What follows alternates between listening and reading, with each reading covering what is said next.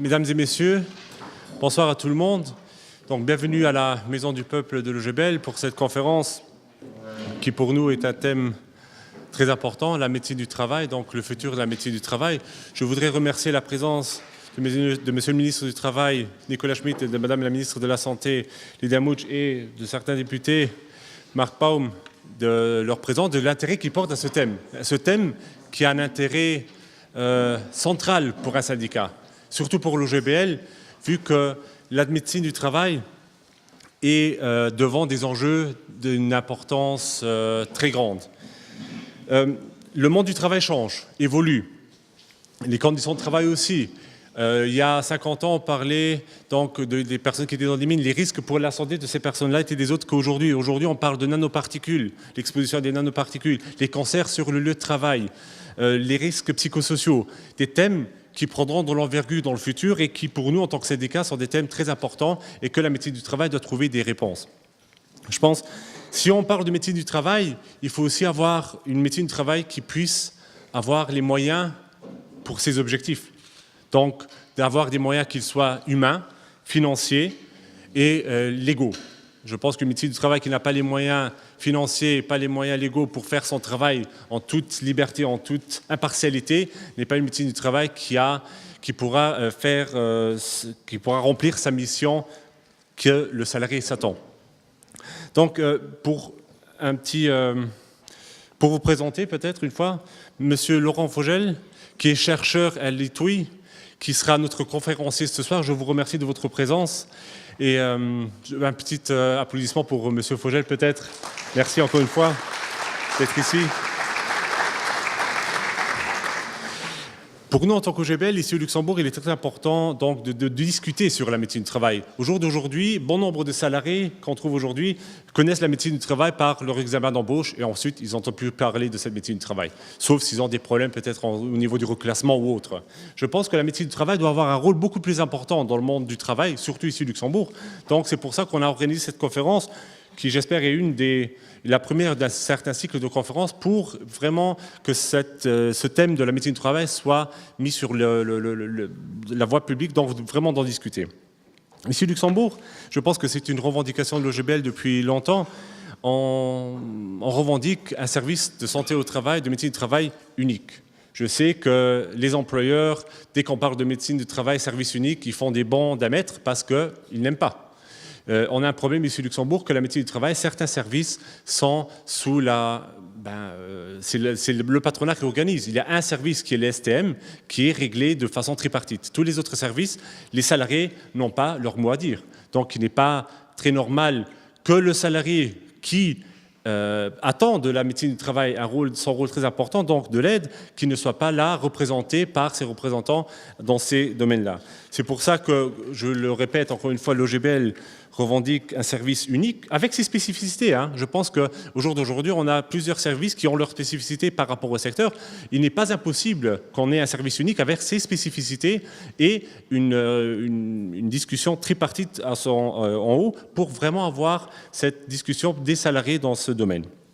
Donc, je rappelle aussi qu'on a un risque de commercialisation un peu de ces services. Parce qu'au jour d'aujourd'hui, les employeurs peuvent sauter d'un service à l'autre. Si ce service ne m'intéresse plus, je vais chez l'autre. Donc c'est aussi une histoire de cotisation. Ici au Luxembourg, aucun service n'a les mêmes cotisations que l'autre. Donc c'est un problème. Et je pense que si on veut une impartialité totale et une qualité de cette médecine du travail, il n'est pas tabou de parler aussi de cotisation. Si on veut faire des choses sérieusement, il faut avoir l'argent pour ça. Et c'est pour ça qu'il faut aussi discuter sur cela. Donc je ne vais pas m'attarder trop longtemps. Encore une fois, merci de votre présence, M. Vogel. Donc, je vous laisse la parole et je vous souhaite à tous une bonne conférence. Merci. Donc, je remercie l'OGBL de m'avoir invité ce soir ici.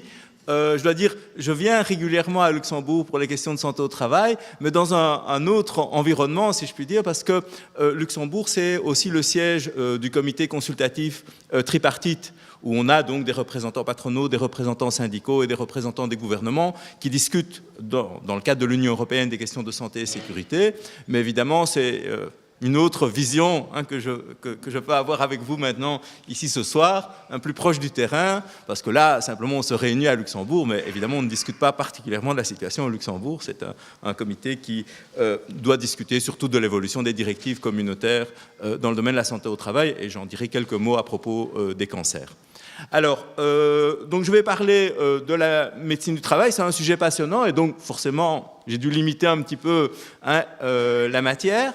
Je crois que le fil conducteur de tout mon exposé, c'est de dire la médecine du travail, c'est un outil, c'est un instrument, et comme tous les outils et tous les instruments, il peut être utilisé à bon escient ou il peut être utilisé à mauvais escient.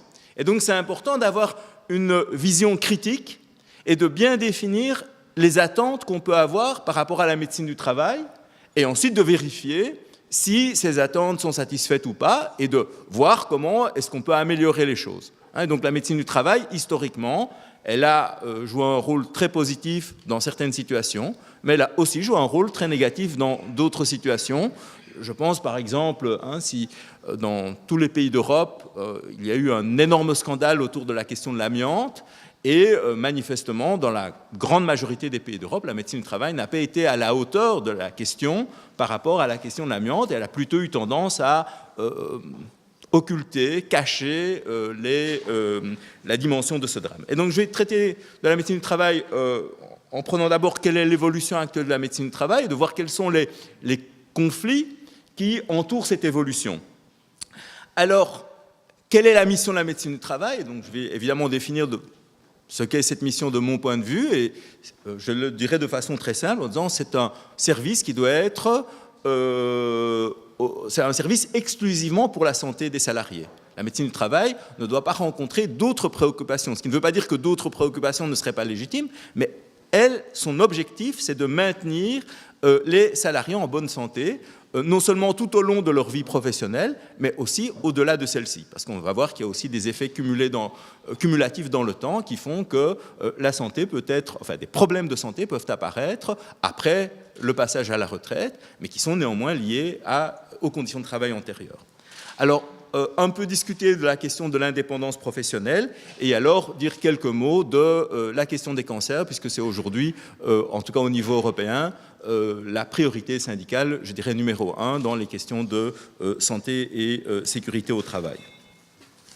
Alors, il y a des évolutions en ce qui concerne la médecine du travail.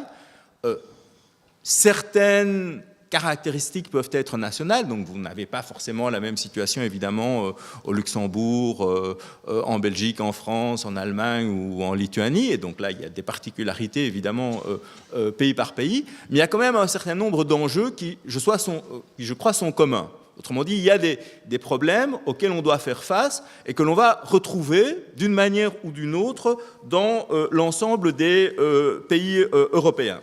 Alors, si on essaie de voir historiquement d'où vient la médecine du travail, elle est apparue en Europe à peu près pendant la même période, c'est-à-dire vers la fin du XIXe siècle, dans le cadre de la révolution industrielle. Et elle est née en quelque sorte à la confluence de deux courants ou de deux pressions différentes. D'un côté, il y a eu partout en Europe le développement de l'hygiénisme.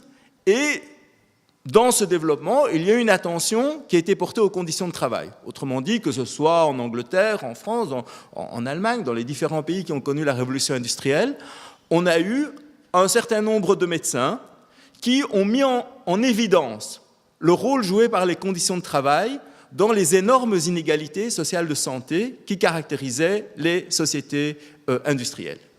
Et donc, qui se sont évidemment posé la question, qu'est-ce qu'on peut faire ?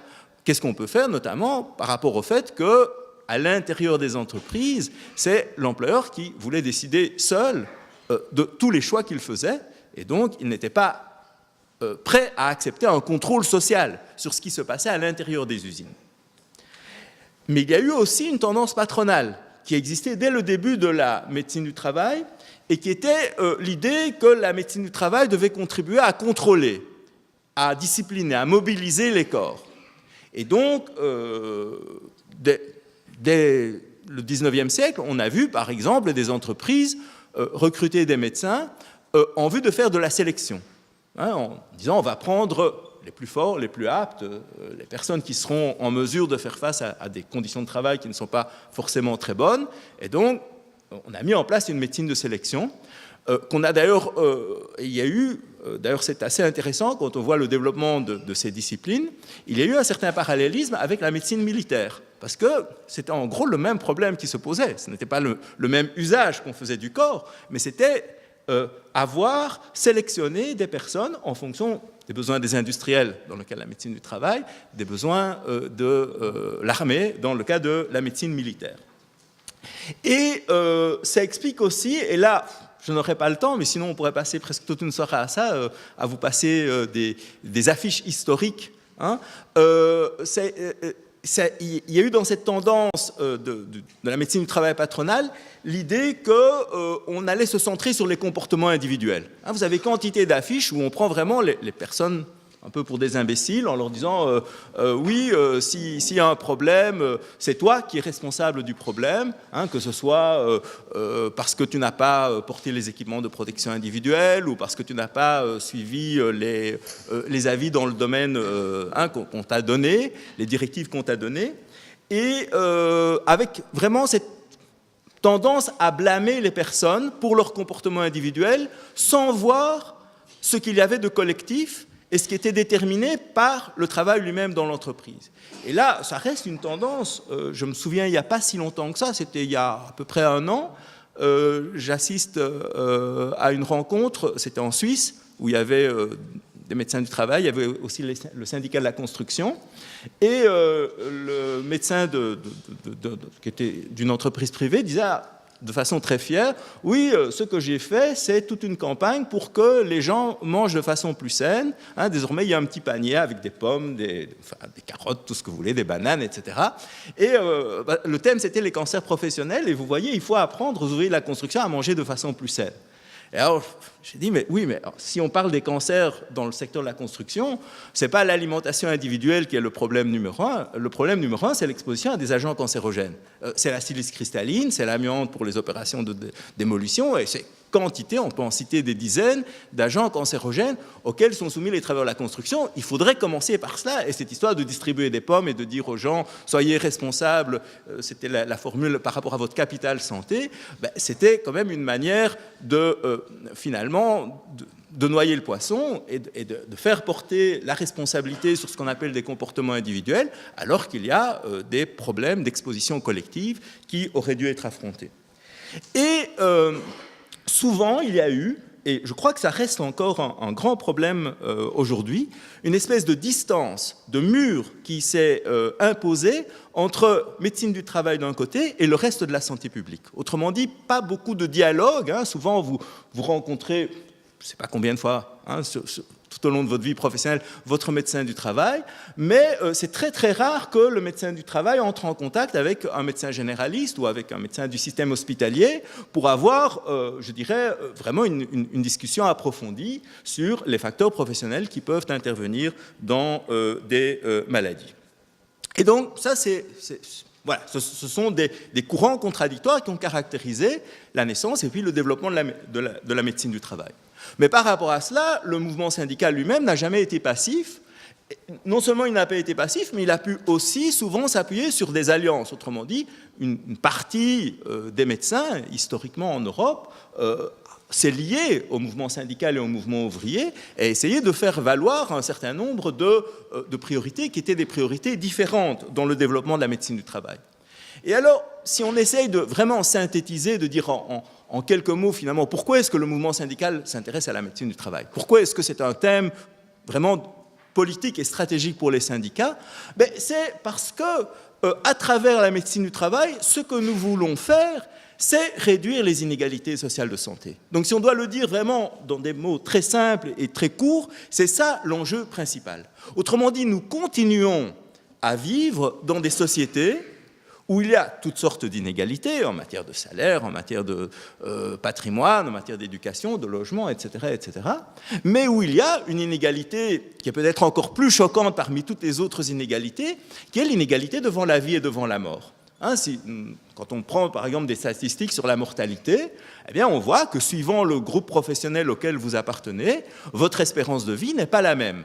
Et si on applique un autre indicateur qui est l'espérance de vie en bonne santé, qui est peut-être, enfin, qui est au moins aussi important que l'espérance de vie tout court, eh bien là, les écarts sont encore plus importants. Il y a eu récemment en Belgique une recherche qui a été faite par la VEB, qui est l'université flamande de Bruxelles, sur l'espérance de vie parmi les travailleuses, parce que c'est une majorité de femmes dans le secteur du nettoyage, et ça a permis d'observer que par rapport à une population comparable, c'est-à-dire des gens ayant un emploi correspondant aux mêmes caractéristiques d'âge, l'espérance de vie des travailleuses du nettoyage était très nettement réduite par rapport à d'autres groupes professionnels. C'est une différence de l'ordre de 6 ans, qui s'explique par un ensemble de facteurs. Donc il n'y a pas une cause unique, mais parmi ces causes, il y a les maladies respiratoires, il y a un certain nombre de cancers, il y a encore d'autres problèmes liés, par exemple, au caractère très, très difficile quand vous prenez la perspective du vieillissement, qui est constituée par les horaires coupés, c'est-à-dire devoir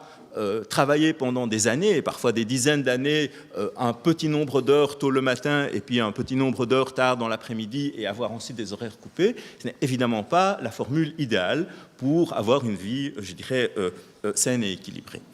Et donc, quand on essaie de voir pourquoi il y a d'énormes inégalités sociales de santé, eh bien, du point de vue des conditions de travail et d'emploi, je crois qu'il y a 3 niveaux que l'on doit toujours regarder. Il y a les conditions de travail en tant que telles, c'est-à-dire des facteurs matériels ou immatériels dans le travail. Vous êtes exposé à tel agent toxique, vous travaillez, par exemple, à une température très élevée, en fait, etc. Donc ça, ce sont des conditions matérielles et immatérielles dans votre travail lui-même. Mais il y a aussi les conditions d'emploi. Alors vous pourriez me dire, mais pourquoi est-ce que les conditions d'emploi jouent un rôle par rapport je dirais aux inégalités sociales de santé? C'est principalement par rapport à la question de la précarisation. Donc quand on fait des enquêtes parmi les travailleurs intérimaires, qu'est-ce qu'on constate? Ils sont,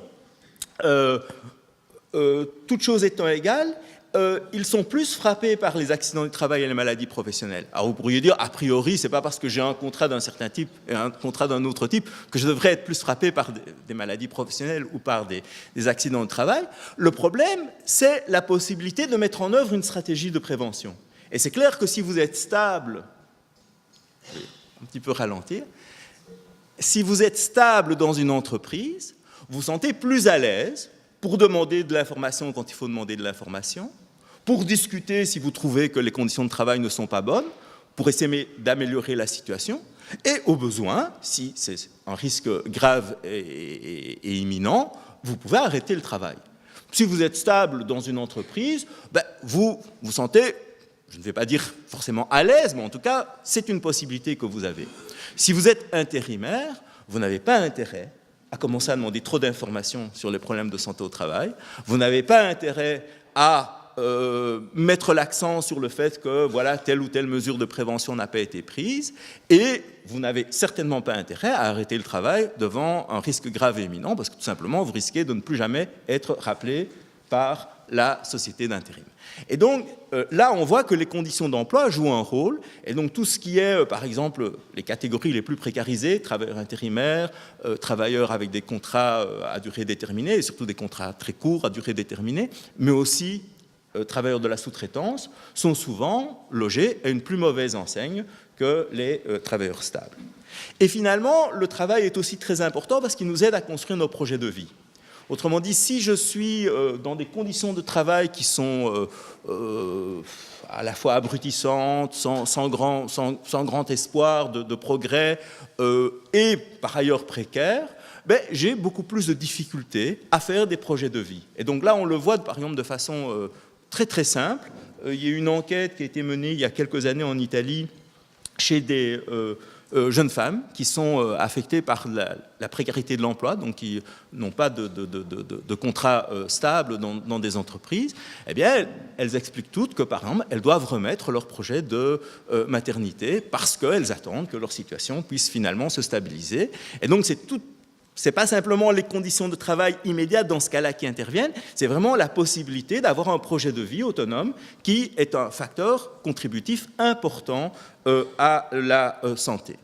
Et alors je dirais qu'il y a une question sous-jacente et qui fait que la santé au travail, de mon point de vue, ne doit jamais être abandonnée aux seuls spécialistes à l'intérieur même des syndicats, c'est la question de la démocratie au travail. C'est-à-dire prendre en main la question de la santé au travail, c'est vraiment prendre en main la question de l'organisation du travail, de l'influence que peuvent avoir les collectifs de travail sur le fonctionnement général de l'entreprise. Et ça, c'est évidemment une question de base, de démocratie, et on ne doit pas la contourner. Alors ici, plutôt que de vous parler longuement avec des statistiques, j'ai pris cette caricature qui, à mon avis, résume les choses. Vous voyez deux personnes en mauvais état dans un hôpital. L'un est un ancien cadre supérieur et lui, il a 90 ans. L'autre est un ancien ouvrier et il a 65 ans. Ils sont grosso modo dans le même état. Alors, je ne vais pas entrer dans le détail des explications statistiques, mais par exemple, on a des chiffres très précis dans les enquêtes françaises en ce qui concerne le vieillissement. On voit que les personnes qui ont été affectées par le travail de nuit sont biologiquement plus vieilles de 5 ou 6 ans par rapport à des personnes qui n'ont pas été affectées par le travail de nuit. Alors là, on voit comment, voilà, c'est une biologie en quelque sorte acquise par les conditions sociales, puisque le travail de nuit provoque un processus de vieillissement accéléré, mais ce n'est pas le seul facteur, évidemment, qui intervient dans ce cadre.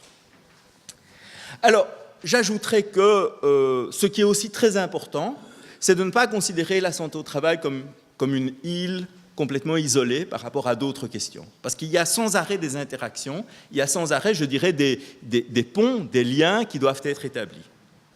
Alors, un point important, c'est par rapport aux questions d'égalité homme-femme. Donc, il existe traditionnellement un stéréotype qui associe les conditions de travail les plus nocives au travail masculin. Et ce n'est qu'un stéréotype.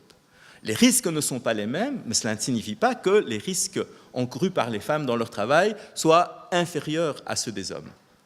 Et donc, si vous prenez par exemple des professions comme les nettoyeuses, si vous prenez les infirmières, si vous prenez des professions qui sont très fortement féminisées, les caissières de grands magasins, on va voir qu'il y a de très importants risques du travail, qui sont peut-être moins traditionnels ou qui ont fait l'objet de moins de politiques de prévention que les risques masculins, mais qui n'en sont pas moins importants.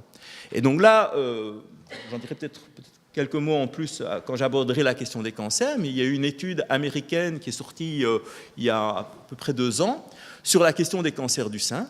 Traditionnellement, en santé publique, le problème des expositions professionnelles est très très peu abordé lorsque l'on traite la question des cancers du sein. Et donc là, ce qu'ont fait, c'est la Fondation américaine pour le cancer du sein.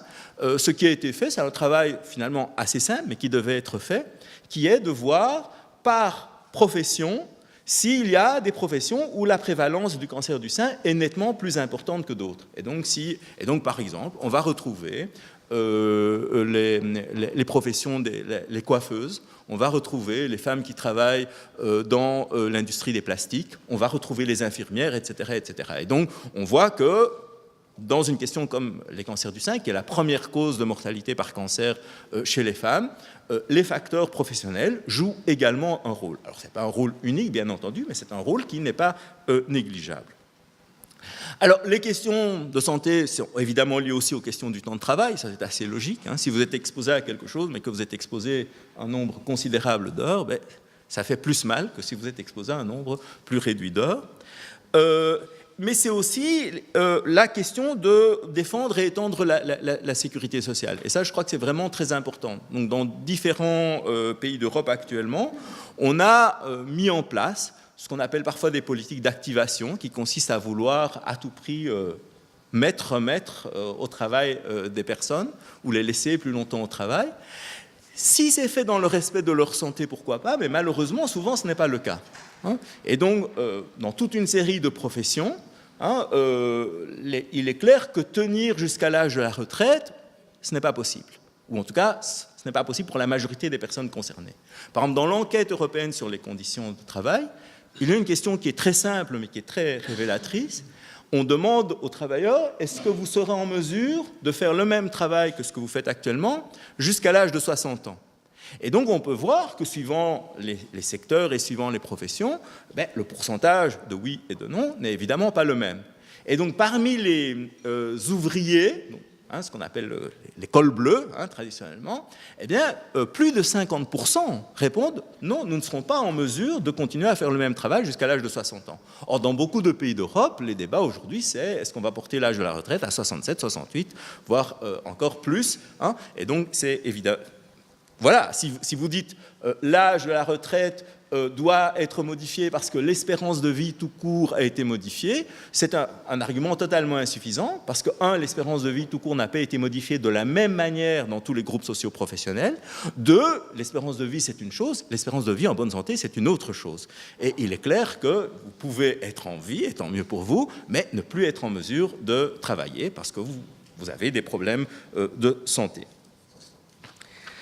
Alors, aujourd'hui, dans beaucoup de pays d'Europe, il y a véritablement, je dirais, une offensive patronale sur le terrain de la médecine du travail, en disant, voilà, il faut rationaliser les choses, il faut imposer notamment des normes dites de qualité à la médecine du travail. Et souvent, c'est une vision assez caricaturale dans laquelle on dit ce qui est important, c'est que la médecine du travail réponde à la demande du client. Mais dire cela, c'est évidemment très ambigu en réalité. Parce que c'est quoi le client de la médecine du travail? Alors, formellement, c'est l'entreprise, parce que c'est l'entreprise qui va payer une certaine cotisation. Et donc, effectivement, d'un point de vue commercial, on peut dire le client, c'est l'entreprise. Mais il est clair que le but de la médecine du travail, ce n'est pas justement la simple satisfaction du client, loin de là. Et donc là, il y a certainement une discussion à avoir, et pour moi, la médecine du travail, elle a fondamentalement une mission de santé publique. Et c'est un service de santé publique. Et donc, cela signifie que simplement faire, c'est ce qui se passe par exemple aujourd'hui en Belgique, des enquêtes de satisfaction dans le cadre des normes sur la qualité totale, en demandant aux DRH des entreprises, est-ce que vous êtes content de notre service? Ça, pour moi, ce n'est pas un critère très pertinent pour évaluer l'activité de la médecine du travail. À la limite, peut-être que, j'aurais presque tendance à dire, s'ils ne sont pas contents, c'est que peut-être le médecin du travail est actif. Donc, ce n'est pas une si mauvaise nouvelle que ça. Et il y a aussi une tendance à détourner la médecine du travail vers des tâches qui en elles-mêmes ne sont pas inutiles, mais qui ne relèvent pas de la médecine du travail. Et ça, je crois qu'il faut être très clair là-dessus. La médecine du travail, c'est une médecine qui soigne les entreprises, au sens qui doit intervenir sur les conditions de travail dans les entreprises. Et donc, on a par exemple quantité de services de médecine du travail qui proposent des campagnes de vaccination contre la grippe, qui proposent la lutte contre les addictions, mais dans une optique qui est purement individuelle. Je crois que ce n'est pas le rôle de la médecine du travail. Donc, je ne dis pas qu'il ne faut pas se vacciner, je ne dis pas qu'il ne faut pas faire des luttes contre les addictions, mais ce n'est pas le rôle de la médecine du travail. Et si on voit les ressources qui sont quand même très limitée de la médecine du travail, c'est véritablement un détournement de ces ressources que de se lancer dans ce genre de campagne. Alors, la médecine du travail ne doit pas être une médecine de sélection. Autrement dit, et c'est très clair dans la législation, mais ce n'est pas toujours clair dans la pratique des entreprises, il faut adapter le travail à la personne qui travaille, et pas l'inverse. Et donc la médecine du travail ne doit pas être là pour sélectionner ceux qui seront, ou celles qui seront considérés comme les plus aptes, les plus rentables, etc. Le rôle de la médecine du travail par rapport à des travailleurs qui ont déjà des difficultés de santé, que ce soit dû au travail ou que ce soit dû à d'autres facteurs, peu importe, c'est au contraire de trouver des adaptations et pas simplement de fermer la porte des entreprises à ces travailleurs. Alors, et donc, ça, je crois que c'est aussi... il y a une lutte assez importante qui est menée aujourd'hui par les organisations patronales en Europe pour dire, oui, la médecine du travail, c'est finalement une activité privée. On ne voit pas pourquoi les organisations syndicales viendraient mettre leurs pattes là-dedans. Et il y a une chose qui doit être très claire. Si je m'adresse à un médecin généraliste, je choisis mon médecin. En tant que travailleur, je ne choisis pas mon médecin du travail. Mon médecin du travail vient parce qu'il est là, dans l'entreprise. Dans l'entreprise ou dans un service inter-entreprise, peu importe. Et donc, il est très important que les travailleurs soient représentés par rapport à la gestion des services de médecine du travail. Autrement, parce que le principe général en médecine, c'est un principe dans lequel vous allez chez un médecin que vous choisissez et il y a un principe de consentement informé. Mais dans le cas de la médecine du travail, ça ne peut pas s'appliquer de la même manière que par rapport à des médecins généralistes. Et donc là, je crois que c'est vraiment très important d'un point de vue institutionnel que les travailleurs qui sont en rapport avec la médecine du travail soient représentés dans la gestion, dans la direction des services qui effectuent cela. Et finalement, il faut éviter une médecine du silence, ce qui est malheureusement encore le cas, je crois, dans beaucoup de pays. Quand on voit la sous-déclaration des maladies professionnelles, là, vraiment, on se dit il y a un travail qui n'est pas fait. Et je crois qu'il est très important de la part de la médecine du travail de rendre compte de ce qu'elle constate vis-à-vis de la société et vis-à-vis des autorités publiques. Autrement dit, si on voit qu'il y a des problèmes dans tel secteur, dans tel type d'entreprise, c'est important que la médecine du travail puisse en faire un objet de débat public de façon évidemment à améliorer les conditions générales de prévention. Et donc là, vous avez sûrement connu cela au Luxembourg. Moi, je viens de Belgique où ça a été particulièrement dramatique. Pendant des années, en Belgique, on peut dire que le débat a duré jusqu'au début des années 60, fin des années 50. Une grande partie de la médecine du travail dans les mines disait que la silicose n'était pas liée à des expositions professionnelles. C'était des problèmes d'hygiène de vie, c'était des problèmes d'infection tuberculeuse qui s'aggravaient, etc. Il y avait vraiment tout un espèce de courant, et un courant important dans la médecine des mines, qui disait non, la silicose, ce n'est pas lié à la poussière de silice, c'est lié à d'autres facteurs, et donc il y avait un déni de la silicose en tant que maladie professionnelle, ce qui voulait dire aussi un refus de prévention. Parce que si vous ne rendez pas les choses visibles, pourquoi est-ce que vous allez faire de la prévention?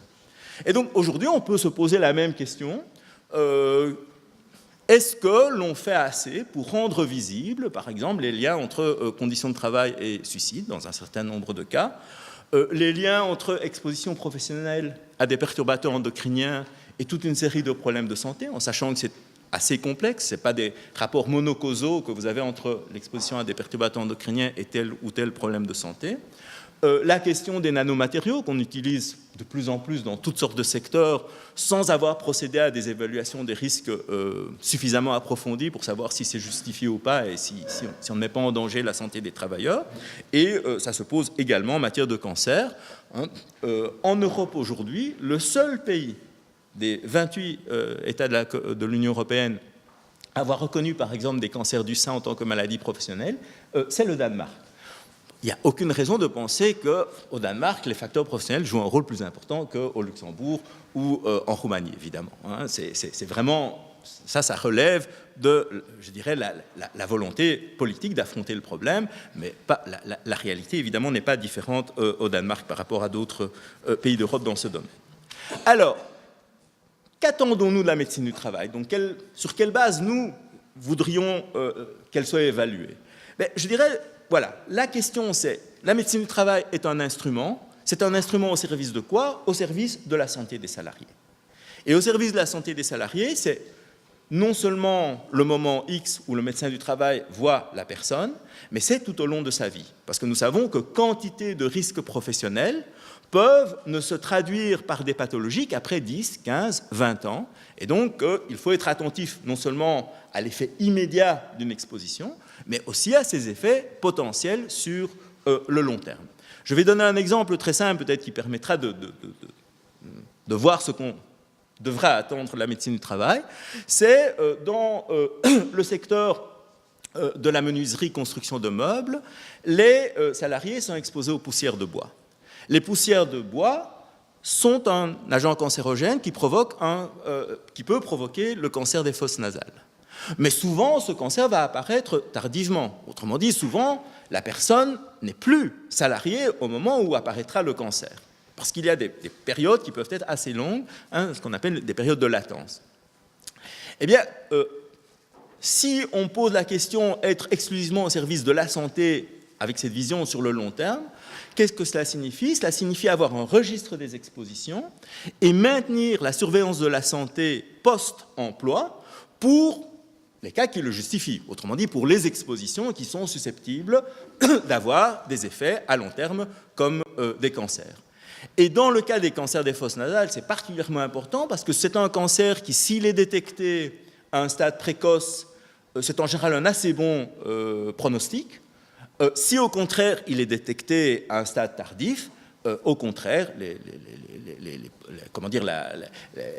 la probabilité de survie est nettement plus réduite. Et donc là, il y a vraiment un intérêt énorme à faire de la détection précoce de ce type de cancer parmi les travailleurs qui ont été exposés à des poussières de bois, parce que ça permet de sauver des vies. Alors, c'est quoi les conditions d'une prévention efficace? Alors, tout d'abord, je crois que c'est important d'avoir toujours une vision globale des conditions de travail et d'emploi. Nous ne sommes pas dans le schéma du 19e siècle où on disait tel facteur de risque aboutit à telle pathologie, avec un modèle monocausal. Nous sommes exposés professionnellement à toute une série de facteurs différents, plus ou moins, suivant le secteur, suivant l'activité que nous menons. Et l'impact possible pour la santé est lui aussi très différencié. Et donc, la nécessité d'une approche globale est très importante.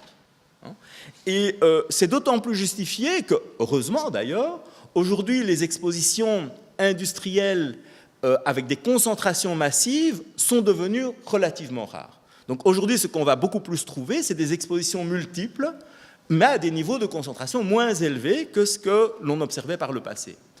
Et donc ça demande évidemment aussi une approche préventive adaptée à ce changement dans la situation. Alors je crois que c'est très important que la médecine du travail soit intégrée dans un ensemble multidisciplinaire. Autrement dit, le médecin du travail ne peut pas, à lui tout seul, ce qui est tout à fait normal, tout savoir sur les conditions de travail. On a besoin de l'ergonomie, on a besoin de la toxicologie, on a besoin de la psychologie, on a besoin de mobiliser, la sécurité aussi, on a besoin de mobiliser différentes disciplines. Et si on veut aboutir à une approche efficace, chacune de ces disciplines aura un rôle à jouer. La participation des travailleurs est un élément fondamental. Les travailleurs connaissent leurs conditions de travail, ils ont une parole sur leurs conditions de travail. Et donc, arriver à ce qu'ils puissent s'exprimer sur leurs conditions de travail, je dirais que c'est vraiment un élément préalable à toute politique de prévention. Et donc là, c'est quelque chose qui doit être valorisé. Notamment, quand on voit les évaluations de risques, vous avez des bons et des mauvais exemples. Vous avez des exemples où l'évaluation des risques a été faite par des gens on a l'impression qu'ils n'ont jamais mis les pieds dans l'entreprise, ils ont rempli des formulaires, ils ont fait une évaluation des risques un peu sur ce que dans leur cerveau, ils ont imaginé être les risques d'une activité professionnelle. Dans d'autres cas, on va avoir des évaluations des risques participatives dans lesquelles les travailleurs eux-mêmes auront été amenés à expliquer que les problèmes sont les suivants et que les solutions possibles pourraient être les suivantes. Alors, il est aussi très important d'organiser le retour d'expérience. Autrement dit, on essaie que la prévention soit efficace, on sait que dans un certain nombre de cas, elle ne l'est pas. Et là, il est très important de tenir compte de ces expériences pour ensuite modifier les plans de prévention et les améliorer. Et donc ça, je crois que c'est un élément vraiment fondamental. Et finalement, il est important que les plans de prévention correspondent à la hiérarchie des mesures de prévention. Qu'est-ce que ça veut dire? Ça veut dire que quand vous avez 5 solutions possibles, elles sont rarement de la même qualité et de la même efficacité.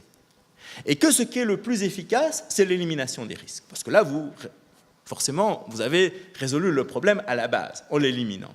Que lorsque l'élimination du risque n'est pas possible, les mesures de prévention collective qui ne dépendent pas de comportements individuels sont nettement plus efficaces que des mesures individuelles. Et puis passent également les mesures individuelles, mais à titre complémentaire. Et donc cette hiérarchie dans les mesures de prévention est un élément très important si on veut améliorer les conditions de travail et répondre aux enjeux actuels. Et finalement, je crois qu'il est aussi très important de nouer des liens beaucoup plus forts entre la médecine du travail et la santé publique. Actuellement, ces liens existent, mais de façon très occasionnelle, et souvent qui dépendent d'ailleurs de la bonne volonté d'individus. Donc vous avez parfois, effectivement, un médecin généraliste qui va vraiment s'intéresser à vos conditions de travail, qui va vous demander « mais qu'est-ce que vous faites? Expliquez-moi », qui va essayer de comprendre en quoi les conditions de travail peuvent détériorer votre santé. Mais c'est plutôt l'exception. Par exemple, si vous allez dans un hôpital pour un problème de cancer, on va vous poser toujours les 3 mêmes questions. Est-ce que vous fumez? Est-ce que vous buvez? Est-ce que vous avez un grand-père, une grand-mère ou d'autres membres de votre famille avec un cancer? on va rarement vous poser des questions sur quelles sont vos conditions de travail, quelles sont les expositions qui pourraient éventuellement jouer un rôle dans le cancer. Et donc ça, je crois que c'est très important d'avoir des contacts réguliers entre médecins du travail et autres médecins, et qu'au niveau institutionnel, je ne sais pas simplement quelque chose qui doit être laissé à l'initiative individuelle. Par exemple, un registre des expositions professionnelles qui serait communiqué aux médecins généralistes est le type d'instrument qui pourrait aider justement à créer cette espèce de culture de l'attention aux conditions de travail dans la santé publique. Je vais, en anticipant la question des cancers, par exemple, donner un exemple qui ne se produit que dans les pays nordiques, donc l'Islande, la Finlande, le Danemark, la Suède et la Norvège, et qui n'existe pas dans les autres pays d'Europe, et qui est pourtant très simple. C'est que dans les pays nordiques, comme partout en Europe, vous avez un registre des cancers, qui, pour l'essentiel, correspond aux mêmes questions. Mais dans les pays nordiques, vous avez une indication dont on ne tient pas compte dans les autres registres de cancer, qui est la profession. Et donc ce registre, c'est un système qui s'appelle NOCA, et donc c'est un système qui a été organisé, qui a mis en commun tous les cas de cancer dans les pays nordiques depuis les années 60, et qui permet de détecter quels sont, par rapport à chaque cycle de cancer bien entendu, quelles sont les professions où on constate qu'il y a un risque nettement plus élevé. Et du coup, se poser la question, évidemment, ce n'est pas simplement l'intérêt de connaître, c'est aussi, évidemment, après, trouver l'explication et intervenir pour améliorer les conditions de travail. Alors, la question de l'indépendance professionnelle est évidemment une question très importante, et je crois que l'indépendance professionnelle, ce n'est pas la même chose que la neutralité. Autrement dit, on est dans une situation où il y a un conflit objectif. Vous avez d'un côté la santé des salariés, vous avez de l'autre côté la tendance des entreprises à privilégier le profit et donc à sacrifier la prévention par rapport aux objectifs de profit de l'entreprise. Et donc par rapport à ça, évidemment, le médecin du travail, il n'est pas neutre. Il doit être indépendant au sens qu'il doit, sur la base de sa formation, de son expérience, pouvoir en toute indépendance procéder à des analyses et donner des conseils. Et ça, c'est l'indépendance professionnelle qui est un des éléments importants à défendre dans la médecine du travail. Mais une fois que le conflit se pose entre la santé et le profit, le rôle du médecin du travail, c'est de faire pencher la balance, ou d'essayer en tout cas, de faire pencher la balance du côté de la santé. Ça, c'est sa mission. Et donc ça, ce n'est pas une mission de neutralité. C'est une mission dans laquelle il est engagé. Mais il est engagé sur la base de critères qui relèvent de son indépendance de jugement, et qui doit être évidemment respecté. Alors, je crois que parmi les points faibles aujourd'hui dans la médecine du travail, c'est que souvent elle contribue de façon insuffisante à l'évaluation des risques. Autrement dit, elle passe un certain temps, sans doute pas suffisant d'ailleurs, dans le contact individuel avec les salariés, mais il y a peu de retour vers l'évaluation collective des risques. Pour dire, par exemple, dans cette entreprise, on a constaté qu'il y a beaucoup de troubles musculo-squelettiques. D'où ça vient? Comment est-ce qu'on peut expliquer cela? Et comment est-ce qu'on pourrait essayer de trouver une solution à ce problème? Et donc ça, je crois, c'est un volet indispensable de l'activité du médecin du travail. Ce n'est pas simplement de voir les salariés et de constater, voilà, vous avez une hernie ou vous avez un syndrome du canal carpien, mais c'est aussi de revenir vers l'entreprise avec les éléments d'analyse et, si possible, des éléments de solution. Alors, je crois aussi que ce qui est très important, c'est de pas simplement se poser la question vous êtes apte ou inapte, un peu comme sur un pot de yogourt où on dit période de péremption ou pas période de péremption, c'est de réfléchir qu'est-ce qui fait qu'une personne est actuellement avec des problèmes de santé. Et donc remonter dans l'analyse vers les causes. Dans certains cas, c'est un exercice facile à faire, les causes sont relativement évidentes. Dans d'autres cas, ça peut être un exercice assez difficile où il faut toute une investigation pour effectivement établir le lien entre un problème de santé déterminé et la partie, je dirais, des causes professionnelles. Et finalement aussi, ce qui est très important, c'est socialiser l'activité de la médecine du travail. Autrement dit, trop souvent en Europe, vous avez des médecins du travail qui interviennent dans des services particuliers et on n'a pas de généralisation de cette expérience. Donc chaque médecin et chaque service observe un certain nombre de choses de son côté, mais on n'a pas de guide sectoriel, par exemple, pour vous expliquer, mettons, je vais donner l'exemple du secteur de la coiffure, que dans le secteur de la coiffure, par exemple, il y a 5 problèmes particulièrement importants qu'il faudrait pouvoir affronter. Et donc cette activité de socialisation de la médecine du travail, ça je crois que c'est aussi un élément très important et qui devrait quand même, pour moi, être un argument pour éviter des dérives commerciales, d'avoir des micro-sociétés ou des micro-entreprises de médecine du travail qui chacune fait son boulot dans son coin, mais qui ensuite ne reviennent pas vers la société avec des conclusions d'un caractère plus général. Alors, je crois qu'un test important, quand on analyse aussi je dirais la qualité de la médecine du travail, c'est la question de la déclaration des maladies professionnelles. Très souvent, pour toutes sortes de raisons, et souvent des raisons de pression, les médecins du travail constatent un certain nombre de problèmes, et puis ils ne procèdent pas à la déclaration de la maladie professionnelle.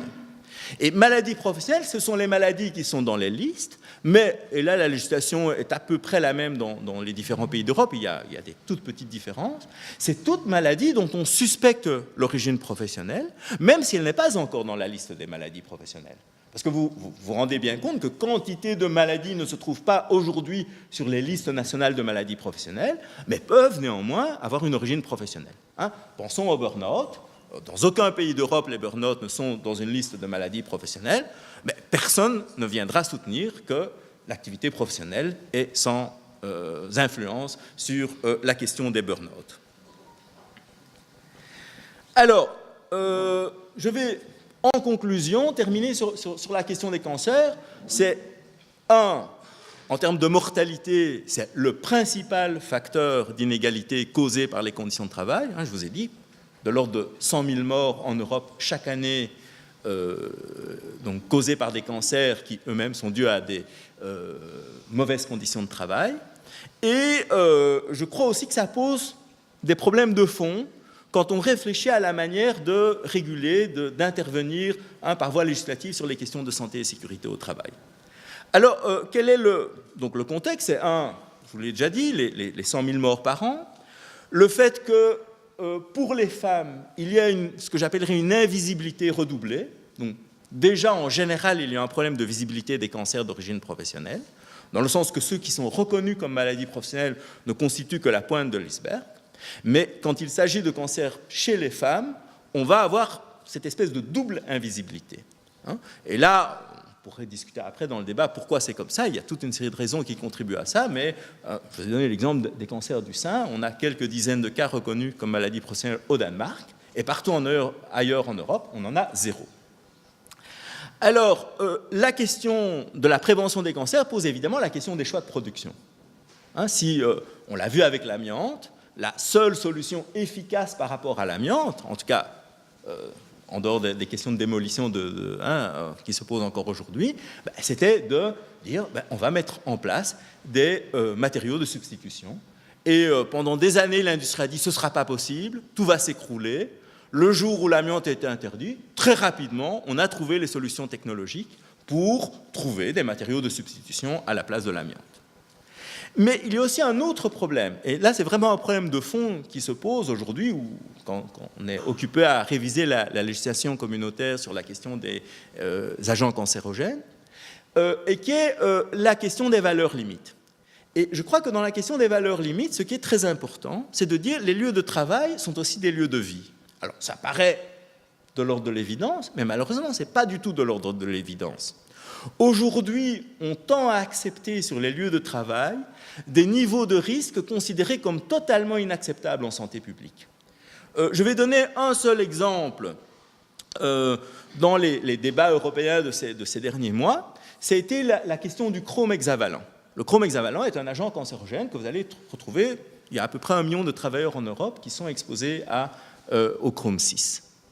À l'origine, la Commission européenne avait proposé une valeur limite d'exposition qui impliquait qu'un travailleur sur 10 exposé à cette valeur aurait un cancer du poumon. Alors, le Parlement européen, heureusement, et beaucoup d'États membres ont réagi en disant c'est inacceptable.